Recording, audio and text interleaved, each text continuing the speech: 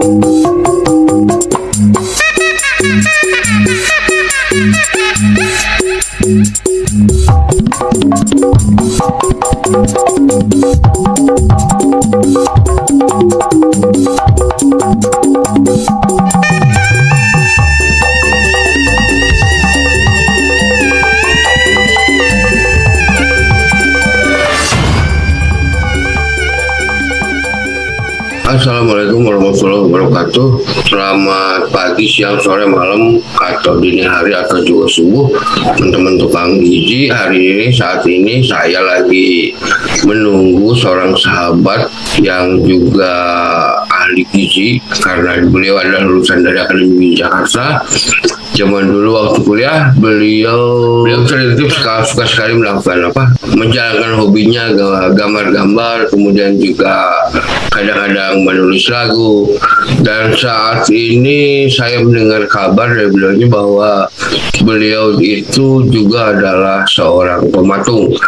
Kali ini beliau akan sedang melaksanakan beres-beres di Kemang katanya, untuk acara kegiatan pameran hari Sabtu atau apalah. Nanti kita akan mencoba untuk berbincang-bincang dengan beliau, tapi saya belum terhubung walaupun sudah saya coba, jadi harap bersabar dahulu. Termasuk juga jangan lupa ngopi.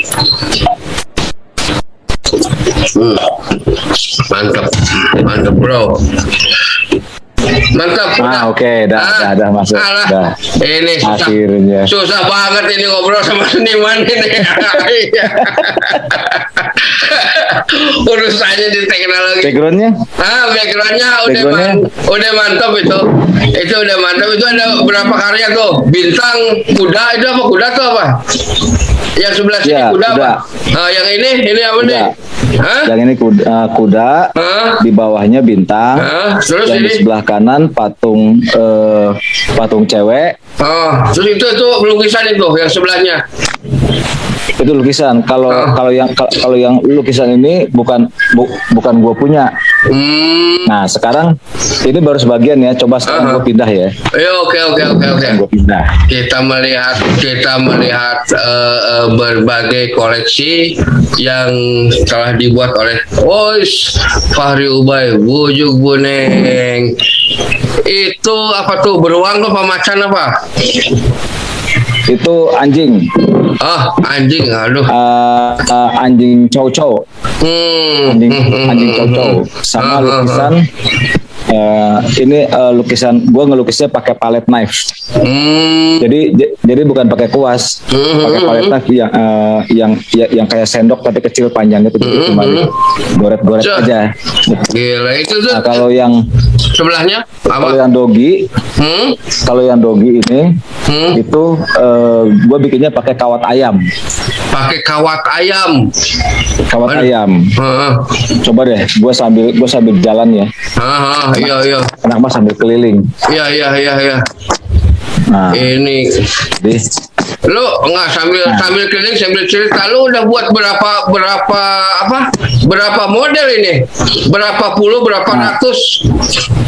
Kalau yang karya gua yang dari kalau dari samping tuh. Kalau yang dogi ini gua buat dari kawat ayam. Untuk gua kan wire artist ya istilahnya ya. Wire artist itu mainnya hanya di kawat sama kabel. Salah satu bentuk kawat ini adalah kawat ayam. kawat ayam ini. Gue bikin dogi ini dari kawat ayam, ya dibentuk di berlapis-lapis. Gue udah bikin karya yang dari kawat ayam itu mungkin lebih dari 30 atau 40 lah. Bujuk boneng. Dan, Itu ya. cuman yang dari kawat ya. Itu yang dari kawat aja. Ini baru dari kawat ayam. Jadi kawat yang gua pakai itu ada kawat ayam, ada kawat bangunan, ada kabel. Aduh. Kita, itu yang nah, terus kita yang lain yang dari kabel gimana? Kita ngomongin perkawatan dulu ya. Oke. Nah, ini Apa nih? ini sama ini kawat ayam juga. Lampang. Kawat ayam juga. Lambung ke orang kan ya. Ayam. Nah, sama yang lain. Terus nextnya selain kawat ayam, gue pakai kawat nyamuk. Aduh. Yang Kawat kayak nyamuk gimana? Nah, kawat nyamuk ini kawat nyamuk itu yang dari aluminium. Yang dari aluminium. Jadi gua lapis dikasih resin dan dia tuh bisa seperti plat besi, cuma dia dari kawat nyamuk ini gue bisa bikin patung apapun. Cuma dari kawat nyamuk. Dari kawat nyamuk gue bisa bikin patung 3D apapun bentuknya. Nah, untuk kawat nyamuk ini gue udah bikin patung ya puluhan juga lah, entah 20. Seluruh karya gue tuh udah 100 lebih lah. Gue baru berjalan 5 tahun ini. Nah, salah satunya kawat nyamuk. Nah, nanti dulu, lu mulai buat begituan itu sampai saat ini sudah berapa tahun tuh? 5 tahun lah, mulai dari 2016. Nah, terus belajarnya kapan? Belajarnya kapan tuh? Kan kalau dulu kan lu kan cuman pelukis sama ngegenjrengin lagu gitu kan. Nah, iya. Terus ini belajar beginian kapan ini? Gue nggak belajar sama siapa-siapa karena di Indonesia baru gue yang bikin ini. Jadi gue belajar sendiri. Otodidak. Gue lihat di otodidak, buka Google kan. Jadi tadinya kan ngelukis, bosen lah. Karena gue dulu pernah kerja sebagai visual merchandise, jadi visual merchandise tuh gue suka bikin hiasan-hiasan, dekorasi 3D untuk di toko-toko sama di mall. Jadi gue udah terbiasa bikin patung dari styrofoam. Itu gue udah jalanin 15 tahun lah.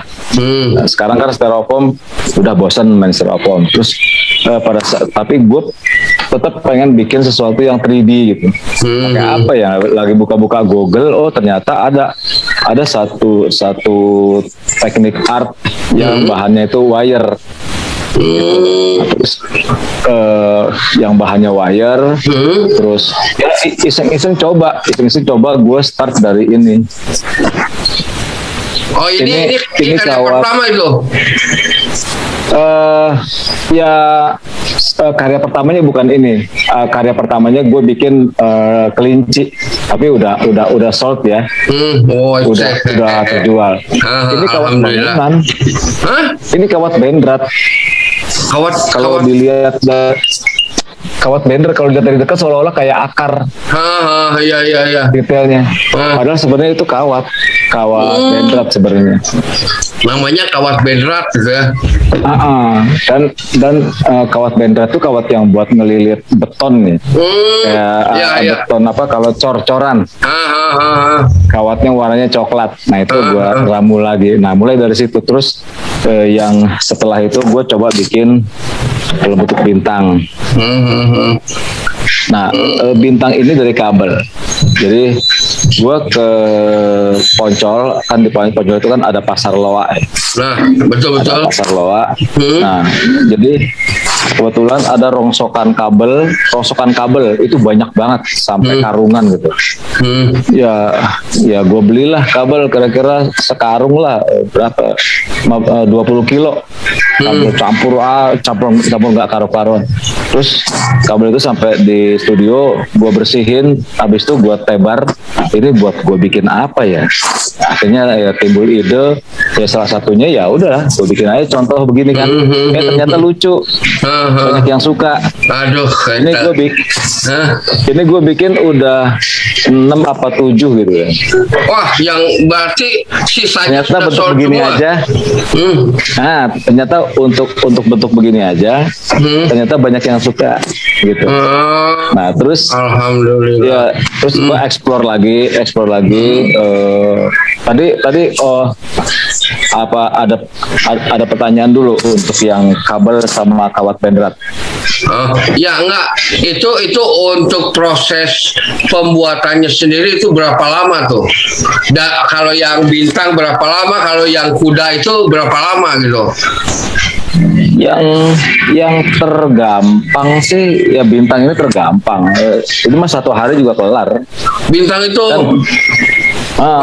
semuanya ini semua karya-karya gue ini dibuat tanpa cetak, tanpa dicetak, tanpa mal, tanpa ya dimulai dari tangan aja. Begitu tangan gue udah mulai bekerja, bikin rangka semua segala macam, ya jalan aja. Ini mah 1 hari 2 hari.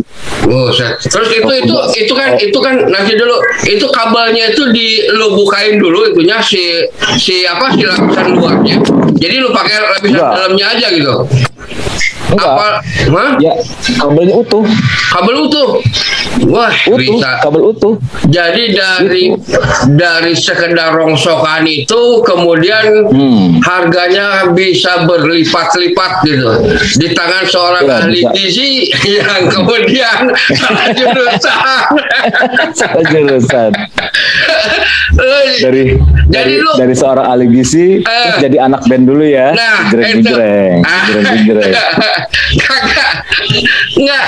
Orang lain mah bagaimana cara ngolah makanan, sekarang bagaimana cara ngolah kabel, cara ngolah kawat, dan ternyata bisa berhasil gitu ya.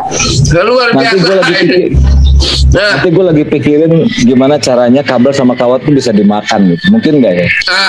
Itu urusan dulu, bukan urusan gue.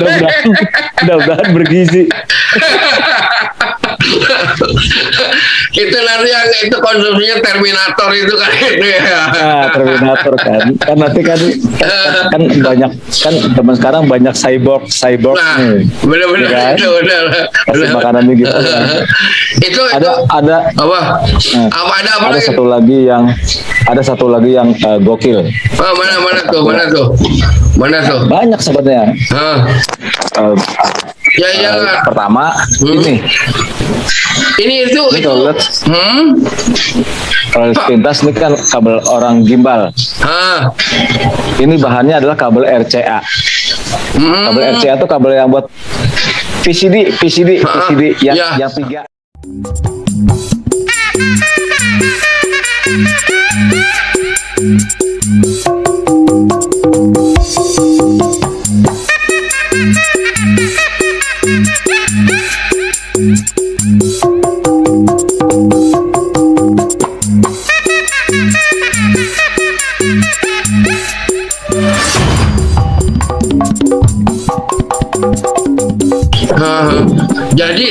Jadi gini setelah lu kuliah dari gizi sebenarnya lu tuh berkarir di gizinya sendiri itu berapa lama, apa nggak pernah gitu, jadi langsung keluar jalur gitu? Pernah sih, kira-kira seminggu lah berkarir di gizi. itu jadi penasehat ibu-ibu yang mau diet gitu. Cuma seminggu aja. Cuma seminggu. Habis itu gue nasehatin ibu-ibu yang mau diet gitu kan. Jadi selesai terus 3 bulan kemudian ternyata gua kasih tahu ya kan cara dietnya begini, simpel sih ya. Karena gue juga percuma kasih tahu yang detail harus begini, gue cuma kasih tahu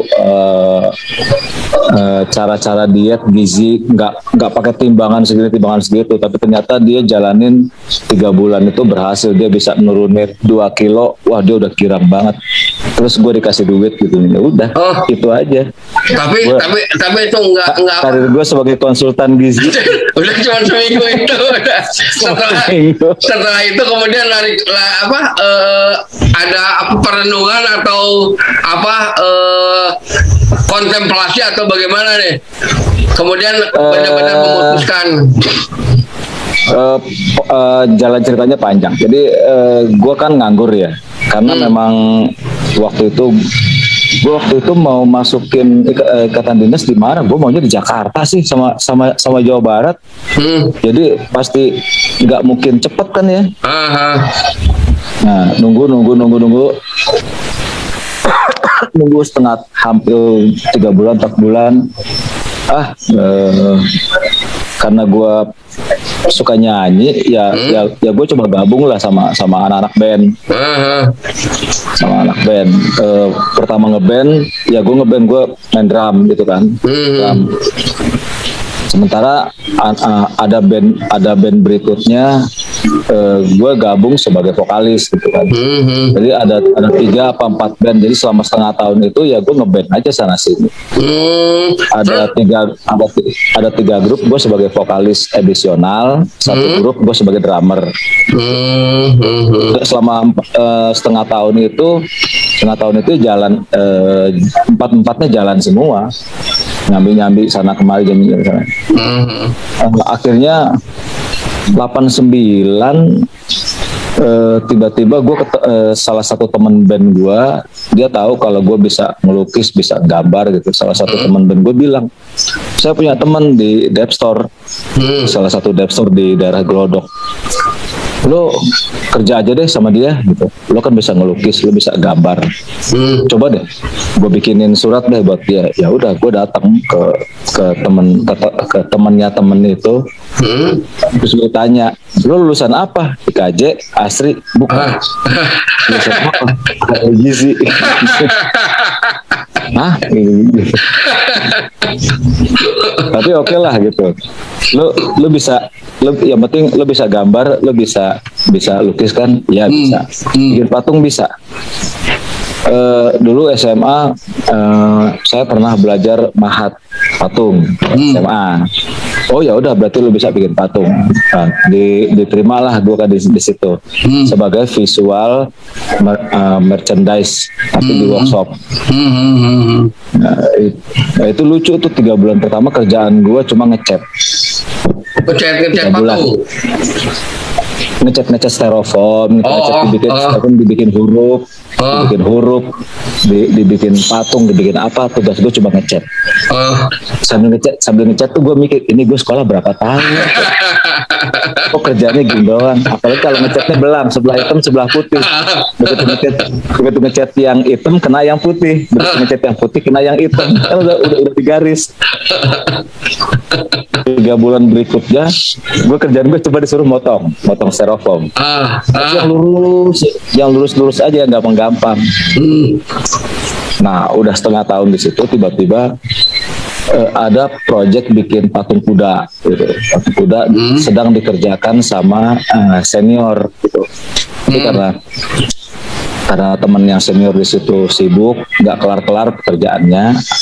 Terus gue ditanya, lo bisa nggak terusin bikin patung kuda? Berapa biji? Ada 5 kepala kuda, 5 arah, 5 arah dan 5 ekspresi. Ada yang ngerikiki gitu kan, ada nunduk, ada yang lagi ngelengos. Pokoknya 5 ekspresi kuda. Dia keliling dia. Dan segede kepala kuda beneran. Nah, itu gue bikin dalam waktu 2 minggu. Itu 2 minggu itu 1 kepala atau semua kepala? 5 5 kepala.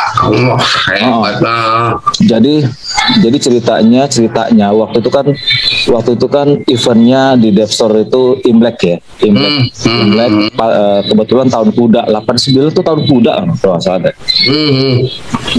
Gue bikin patung kuda, jadi keliling tuh dia pokoknya Mukanya itu. 5 kepala kuda menghadap ke 5 arah. Ya itu gue bikin dalam waktu 2 minggu kelar. Nah itu kan kaget si bos visual kaget. Nah setelah itu mulailah gue dikasih pekerjaan-pekerjaan yang penting-penting. Akhirnya gue disuruh ngedesain karena gue bisa gambar, gue disuruh desain. Ya itulah awal karir. Akhirnya gue asik lah di situ sebagai visualizer. Jadi gue mendesain display kan kalau Dev Store itu kan ada show window, ada center point, ada patung-patung yang di display, ada hiasan. Oh kalau Christmas bikin patung Santa Claus, bikin kijang. Kalau Lebaran bikin beduk, bikin ketupat. Wah, awalnya dari situ. Terus gue keasikan lah selama 15 tahun. Ya kayak begitu. Ngopi dulu, Ril. Ngopi. Di sini nggak ada kopi. Ya udah, lu ngelamun aja. Enggak, tapi itu kan setelah sekian lama begitu gitu ya. Lu asik terus lu ada kepikiran lagi nggak gitu kan untuk mempraktekkan ilmu gizi lu itu? Ya, 15 tahun kepala gua udah diisi sama styrofoam sama Udah kan? butek lah. Kagak ada nyambungnya, butek semua.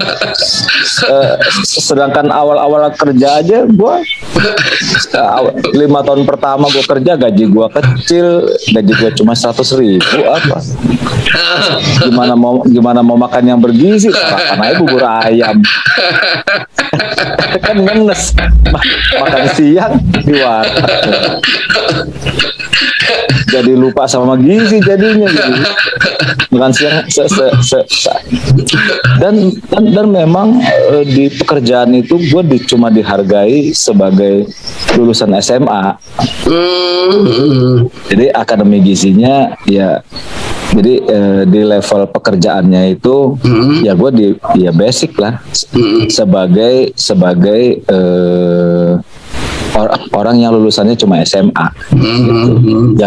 Ya nggak apa-apa, nggak masalah lah. Gue sih waktu itu ya happy aja lah, namanya juga belum pernah kerja. Ada kepuasan batin gitu ya. Lagian lu kan lu pas kerjanya juga sesuai dengan apa yang lu minati itu gitu kan. Ya. Jadi gini, gue sangat bersyukur kalau orang-orang itu pertama kali kerja mungkin dia tidak nyaman. Iya kan, dengan lingkungan baru, namanya orang belum pernah kerja, lingkungan baru, suasana baru, dan dia merasa nggak nyaman, dia merasa berjuang dan dia bingung, galau, gue mau pindah kerja, aku nggak cocok kerjaan ini, gue nggak merasa nyaman dengan pekerjaan ini, kayak begitu kan. Tapi gue alhamdulillah pertama kali gue bekerja, gue langsung suka, gue langsung menikmati pekerjaan gue itu, meskipun tidak enaknya, pahitnya, semua segala macam, tangan berlumuran cat, jari-jari gue kena cutter lah, ketusuk kawat lah, apalah semua jatuh dari tangga lah gitu. Itu hal yang tidak pernah terjadi kalau gue kerja di kantor gitu kan. Dan ternyata itu kemudian membuahkan, sekarang kerasa buahnya gitu ya, kepetik buahnya lah. Iya, buahnya adalah gini perjalanannya. Setelah gue menguasai visual merchandise, gue mulai belajar interior desain sama arsitektur. Itu dari teman-teman kantor gitu kan. Akhirnya gue mengerti interior desain dan gue mulai menjalani sebagai desainer interior tanpa sekolah. Jadi kalau seformalnya itu sebenarnya nggak ada banget gitu ya, lo nggak ada. Semuanya learning by doing dan modal nekat. Gue udah gue udah mendesain satu dep store 1.000 meter di Wah. di daerah Rawamangun gitu. Dari situ gue dibayar sangat besar dan gue bisa beli motor gitu kan. Alhamdulillah ya.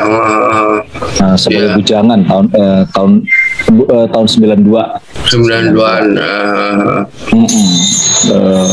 Jadi satu dep store 1.000 meter itu gue mendesain interior mulai dari lantai, fixtures itu rak, ya rak, ambalan-ambalan, display ini semua yang meja ini nih kayak gini, ini namanya fixtures nih, rak susun gini itu namanya fixtures. Itu gue harus desain, ada 40-an desain lah yang harus gue kerjain selama 2 minggu, dan itu banyak yang diterima desainnya, akhirnya diproduksi, akhirnya udah jadilah satu dep store.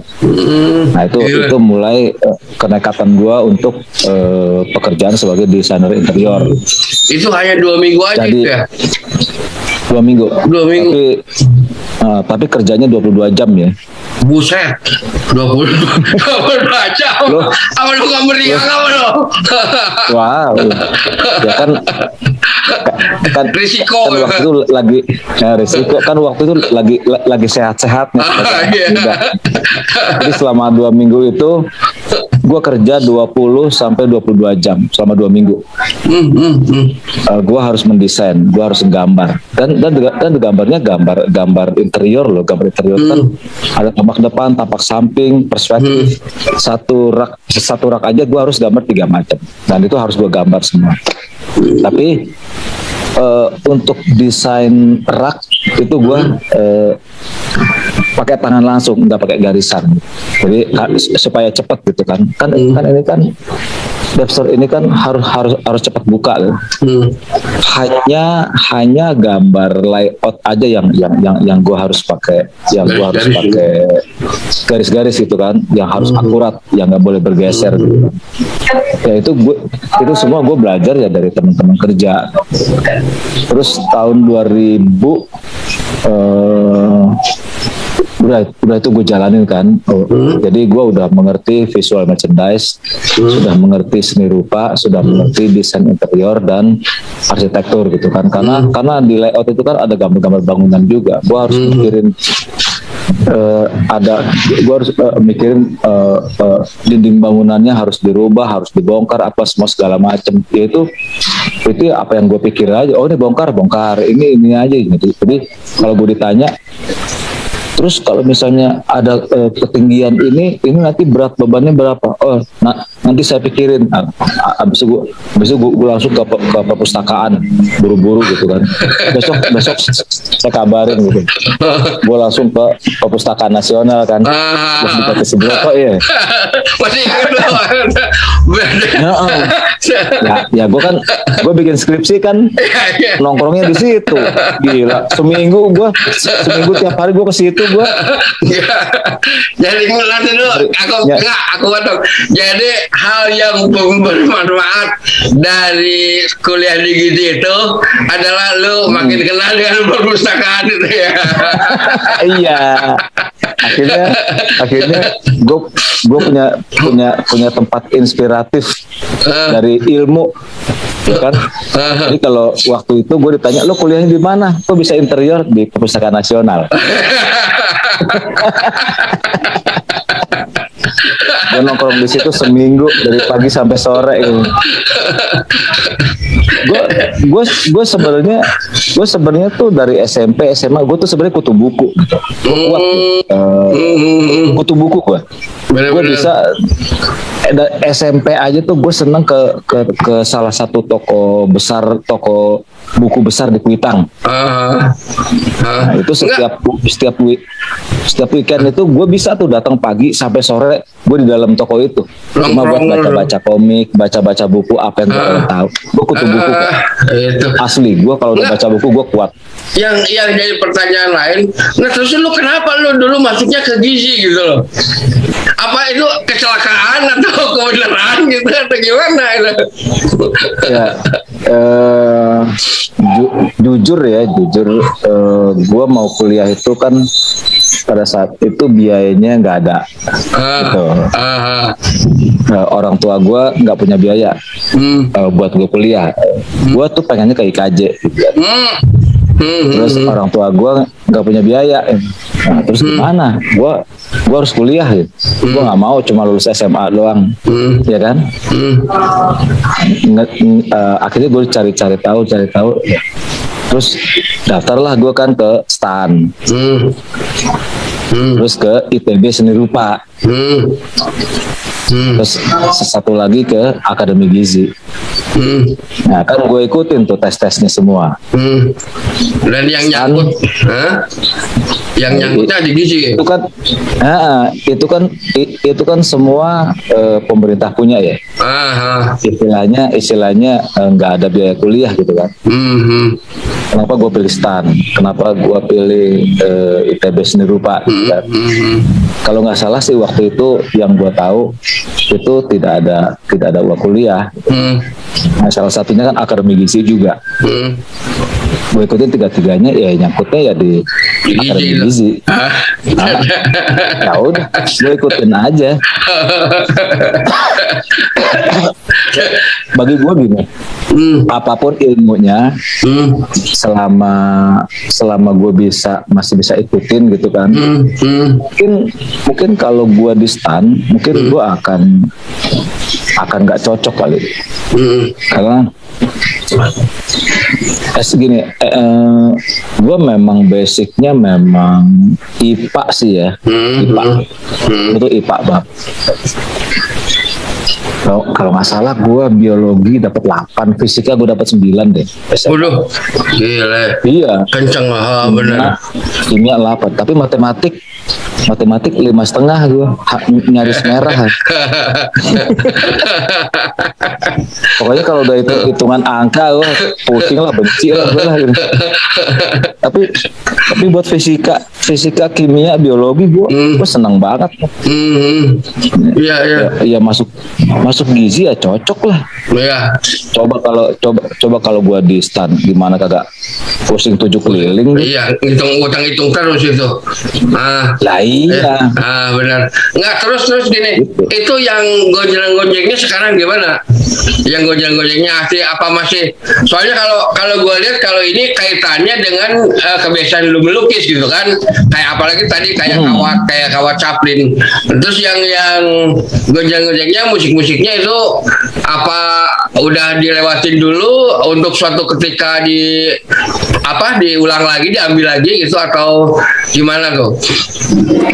2007 sampai 2009 gue sempat diajakin gabung kan. Gue ngeband itu berakhir 95 ya. Ketika gue nikah 95 tuh gue tinggal semua gitu kan. Dunia permusikan itu. Tapi lu kan sempat juga jadi DJ itu kan? Nah ini ada ceritanya. Cerita sendiri ya. 89 sampai 94 gue kan kerja di daerah kota. Yang notabene banyak klub-klub gitu kan. Nah, sementara gue ngeband juga jadi anak metal. Gue anak metal kan gini-gini kan. Nah, sementara karena gue di kota, gue punya hobi baru, hobinya dugem. Jadi kalau udah dugem ya gue gini. Nah, terus ketika gue ngumpul sama anak-anak dugem, teman-teman gue anak data lewat, gitu. Itu siapa? Itu teman-teman lo gitu. Iya, gue serem-serem amat ini, anak metal. Besoknya gue ketemu sama teman-teman gue anak-anak metal gitu kan. Itu lo nongkrong sama siapa? Ya teman-teman gue, anak dugem. Gitu. Itu anak-anak mamah ya, rapi-rapi, klinis gitu. Ya gue sih teman sama siapa aja. Nah 94 gue married, gue tinggal semua dugem gue stop, termasuk ngeband. Nah gue pengen kerja sebagaimana wajarnya lah. Bagaimana? Gue lanjutin. Nah pekerjaan gue sebagai visual merchandise. Tiba-tiba 2007 temen band gue lama ngajakin ngeband lagi, tapi recording. Kita recording bikin album. Tuh. Itu kan Ya udah recording. 2 tahun gue latihan bikin lagu, persiapannya kan bikin lagu, latihan, udah recording, udah mastering, udah dapat satu keping CD kan master, diajuin sama teman gue ke label-label. Nggak jalan karena menurut temen gue ya harus punya biaya ratusan juta. Ya kita semua mana ada duit ratusan juta. Akhirnya drop lah mereka semua. Akhirnya bubar pelan-pelan. Udah pada kerja, udah nggak sempat latihan lagi, semua segala macam. Nah tinggal gue sendiri. Gue kan punya jiwa entertaining yang kencang gitu kan. Gue tetap pengen menghibur orang. Gue seneng. Gue kalau udah di atas panggung, gue udah tampil di atas panggung dengan musik, itu gue senangnya bukan main. Dan itu ada sisi yang tak terbayar oleh apapun juga di samping kesenangan gue terhadap seni rupa gitu. Karena satu kesenangan gue adalah menghibur gitu. Gue nggak mau berhenti menghibur orang. Ya kebetulan tahun 94 itu gue pernah belajar turntable sama teman. Tahun 94 dan gue udah pernah bisa. Sempat kepikir gue kepengen jadi DJ itu 94 ya, sebelum gue merit. Begitu merit akhirnya gue tinggal. Nah 2009 gue mikir lagi, gue pernah belajar. Temen gue mau bikin acara. Lo kalau nggak salah lo pernah cerita lo bisa nge-DJ ya? Iya bisa. Lo bantuin gue bikin acara. Gitu. Nanti gue mau bikin, dia orang IO. Nanti gue mau bikin acara. Lo nge-DJ gitu. Gue bukan DJ. Lah lo bisa main turntable, gue cuma belajar. Gue cuma pernah belajar turntable, gue kepengen jadi DJ dan gak kesampaian. Ya udah lo sekarang harus jadi DJ. Ya udah akhirnya gue ambil kursus DJ. Nah begitu gue selesai kursus DJ, barulah gue ngaku-ngaku kesana kemari jadi DJ. Jadi tapi yang ambil kursus gitu. Nggak yang tercatat lo istilahnya ya pendidikan walaupun informal itu hanya DJ itu gitu ya. Ya DJ. Yang kalau yang patung ini nggak pakai kursus enggak ya? Nggak pakai. Nggak pakai ini. Siapa yang ngajarin gua orang di Indonesia, baru gua doang kok yang memulai. Gua mau belajar di mana? Oh ada kebetulan segmen gua kan untuk patung. Gua kan karakter gua kan ini kan rustic ya. Rustic gold. Itu apa gimana tuh? Kalau bahasa gue tuh ya emas yang berkarat. Kalau bahasa gue emas busuk lah gitu kan. Emas tapi yang sudah terpendam, yang sudah berlumut-lumut, yang sudah berkarat-karat, jadi emasnya mati, jadi surem gitu kan. Ya, istilahnya grunge itu apa ya? Grunge itu pecah, surem gitu loh. Makanya kan galeri gue di Jalan Haji Nawi itu jangan dibayangin galeri itu bersih, tenang, terang gitu kan, full AC adem. Tapi kalau datang ke galeri gua, buset udah kayak mau masuk gudang, udah mana bau las-lasan, bau besi tua, bau karet. Pokoknya galeri gue itu suasananya busuk lah gitu. Udah kayak kita masuk ke gudang besi rumah tua yang yang gitu-gitulah ya. Kalau gue bilangnya itu grants, makanya segmen gue kebanyakan ekspat. Tapi lu nggak pakai apa istilahnya asisten atau apa dikerjakan sendiri aja? Karena kalau pekerjaannya besar banyak kayak gue ke Samarinda gitu kan, itu gue bawa asisten lah 3 orang gitu. Terus waktu gue ke Pangkal Pinang karena pekerjaannya besar banyak gitu kan, ya gue pakai bawa anak gue 3 orang. Tapi kalau untuk patung satu-satu gini nggak pakai asisten. Gue udah ngajarin orang 5 loh. Wah, alhamdulillah. Udah gue ajarin, gue kasih tahu, tapi nggak ada yang jalan. Nah, itu kan, tapi kan itu banyak faktor juga. Ya, itu makanya macam-macam. Ada yang bilang, wah susah gitu. Ada termasuk adik gue sendiri tuh gue ajarin, tapi nggak jalan. Ya alasannya begitu, wah susah, dapat duitnya lama gitu. Banyak orang yang nggak suka. Ya gimana? Akhirnya gue tetap sendirian aja sih. Ya, begitu. Mungkin rezekinya lah juga lah ya. Iya. Kayak begitu beda. Tapi kan sekarang yang penting lo bisa menikmati gitu ya, bisa menikmati hidup lo, walaupun apa dengan cara seperti itu lo harus terdampar dulu belajar gizi bertahun-tahun gitu ya.